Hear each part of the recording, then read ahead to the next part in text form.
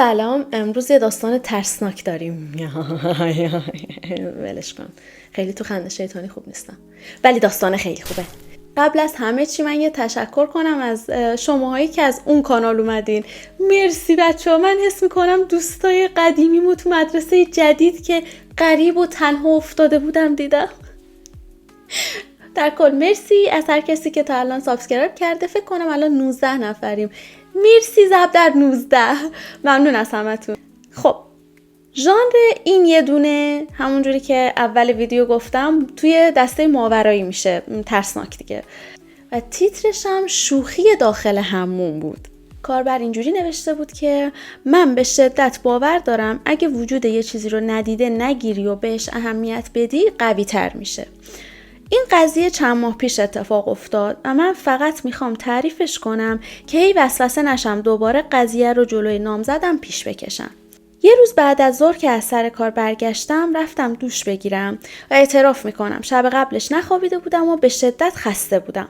صدای آهنگ رو تا جایی که میشد تو گوشیم زیاد کرده بودم که زیر آب دوش هم صداشو بشنوم. وسطای دوش صدای آهنگ تا حد بی صدا کم شد.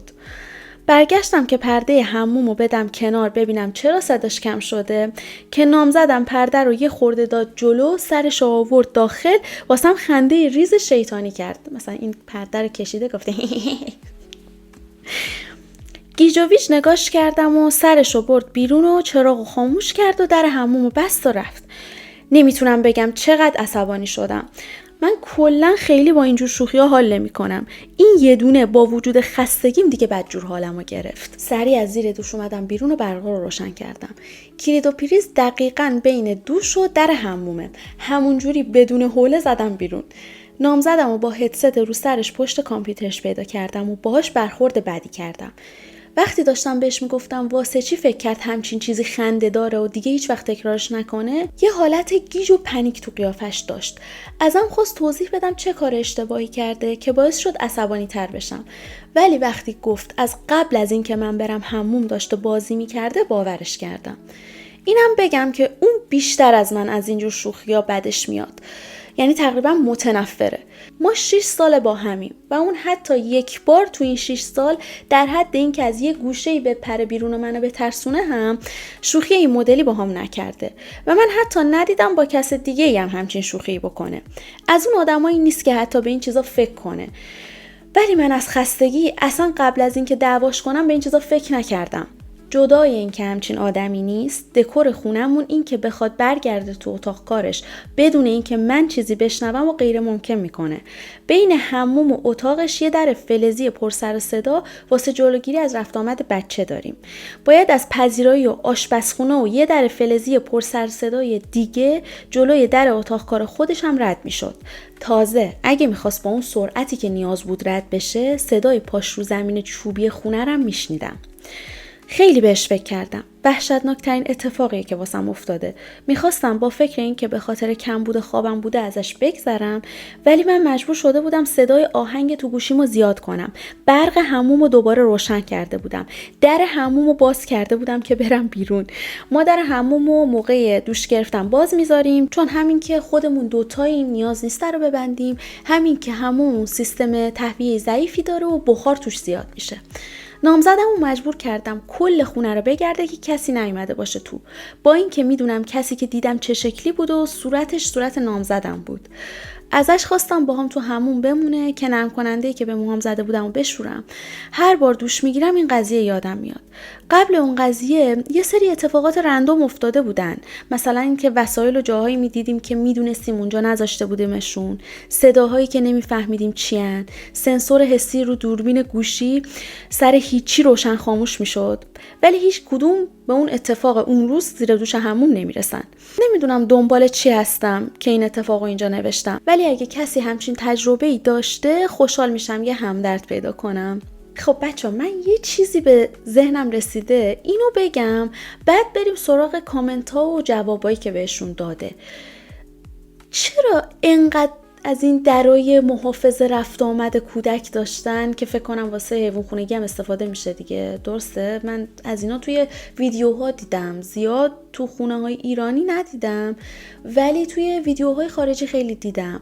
میدونم راجع به چی حرف میزنه ولی اصلا اشاره به بچه داشتن نکرد. چرا 600 تا از این درا تو خونهشون بود؟ این قضیه برای من خیلی عجیب بود که اصلا صحبتی از بچه نبود ولی اینقدر از این درا دارن. درا به چه دردشون میخوره؟ حتی صحبت حیوان خونگی رم نکرد که مثلا ما به خاطر یه اسمی بگه به عنوان حیوان خونگیش بگه ما به خاطر اون مثلا از این درا داریم. بعد نمیدونم ممکنه مثلا یهو شوهرش تصمیم گرفته باشه همچین شوخی باش بکنه. این که انقدر موانع وجود داشت که بخواد تند بیاد تو حموم، اینو بترسونه بدوه بره توی اتاق کارش، نمیدونم یکم عجیب میکنه قضیه رو. یعنی یه چیز غیر ممکنی نیست بگیم اصلا امکان 1% هم وجود نداره که کار شوهرش باشه، ولی خب با این چیزایی که گفت خیلی سختش میکنه. این که میخواسته بدوه بیاد از اون تعداد مانعی که سر راهش بود بره، اینو بترسونه، بعد همینطوری بوده برگرده. نمیدونم، اینم خسته بوده. ممکنه حالا اونجور که خودش فکر میکنه صدایی نمیشنید اگه مثلا این اتفاق میافتاد تو برگشتن، تو فاصله که این میخواست شیر آبو ببنده ممکن بود صدای پای اونو نشنوه. میدونی اگه میخواست میتونست، حس میکنم شوهرش اگه یهو بعد این همه سال تصمیم میگرفت که بذار تمام این 6 سال رو جبران کنم یه همچین شوخی باش بکنم، ولی خیلی بیرحمانه است. حالا یه نفر کامنت گذاشته که تاریخچه خونه رو چک کردی؟ مثل این که قبلا کی اونجا زندگی می‌کرده؟ بعد این کاربر جواب داده قبلا کارخونه تولید قابلمه مایتابه بوده، خریدار قبلی کوبیدش رو از نو ساخته ولی کسی جونش رو از دست نداده تو این قضیه. یکی دیگه نوشته بود که سلام دوستم، به نظر با یه میمیک طرفین، به شدت توصیه میکنم پاکسازی روحی واسه خونه انجام بدین. اگه واسه پاکسازی روش سنتی رو میپسندین که از اتفاقای اینجوری جلوگیری کنه لطفاً خبرم کنین. من کشیش مداخله‌گر هستم و لطفاً اگه یه مذهب خاصی رو تمرین میکنین بهم بگین و من میتونم بهتون توصیه هایی کنم که کمکتون کنه. هزاران راه وجود داره که از دست موجوداتی مثل اونی که باش درگیرین خلاص شین. یکی از کاربرای ردیت اومده بود معنی میمیکو نوشته بود. معمولا یه نیروی منفی شیطانیه که ادای آدمایی که دوستشون دارین یا باهاشون راحتین رو در میارن تا انرژی خاصی که ازشون میگیرین باهاش اعتمادتون رو جلب کنن و خودشون رو بهتون بچسبونن. خب من خودم راجع به میمیک قبلا هم خونده بودم هم شنیده بودم که مردم میگفتن یه کسی رو دیدن باش حرف زدن که آشناشونه، دوستشونه، فامیلشونه، حتی مثلا اعضای خانواده‌شون، که بعداً فهمیدن که اون نبوده، اون کسی که باش حرف زدن اون نبوده. حالا میگن مدت زمان کوتاهی میتونه این کارو کنه. بعضیا میگن یعنی یه موجوده که خیلی سریع رد میشه، مثلا شبیه به اعضای خانواده آدم هست ولی خیلی سریع رد میشه. بعضیا میگن که من با یکی حرف زدم بعداً فهمیدم اون کسی که فکر میکردم نبوده، با اون آدم اصلی حرف زده و فهمیده که مثلا این حرفا رو اون بهش نزده. تا من دیده بودم میگن تو چت آنلاین دیدم دوستم داره انگار یه چیزی میگه که معنی نمیده یا حالا یه جوری متوجه شده، طرف داشته یه پرت و پلایی میگفته انگار. بعد ازش مثلا پرسیده که چی داری میگی؟ این یا حالا یه سوالی پرسیده، اون یه جواب چرت و پرتی داده، این بهش گفته چی میگی؟ اصلا راجع به چه موضوعی داری حرف میزنی؟ واسش اسکرین شات فرستاده. بعد اون متوجه شده که این حرفا رو خودش نزده. من حتی تو توییتر یه بار یه ماجرای اتفاق افتاده بود، من اینو میدیدم مردم میگن این اسمس رو من نفرستادم یا یه فرمی از اون اسمسیه که من فرستادم تغییرات انگار روش بوده. بعد یادمه که اینجوری میفهمیدن که طرفی که بهشون اسمس رو داده بودن میدید که انگار اینا دارن پرت و پلا میگن. مثلا فرض کن بین من و تو یه مکالمه پیش بیاد، بعد تو از من یه سوال میپرسی، من میام یه چیزی میگم، تو میگی این چرت و پرت چیه داری میگی زها. بعد به من وقتی اینو میگی من میگم یعنی چی، منظورت چیه، یه سوال کردی جواب تو دادم، تو واسه من یه اسکرین شات میفرستی، بعد اونجا من میام میگم اینا رو من نگفتم.